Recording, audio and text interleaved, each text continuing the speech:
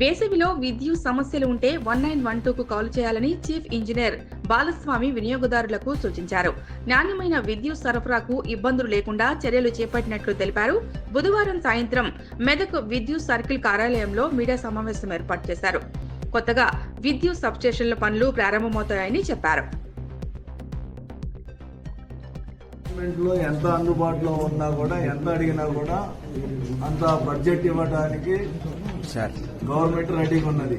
మనము ఎన్ని యూనిట్లు సప్లై పెరిగినా కూడా ఇప్పుడు సపోజ్ నిన్న మనకి మెదక్ జిల్లాలో 7.88 అయినా కూడా ఎలాంటి అభ్యంతరం లేకుండా కూడా మనముకి ఏ ఇంటరప్షన్ లేకుండా కూడా జిల్లాలో సప్లై ఇవ్వబడుతుంది.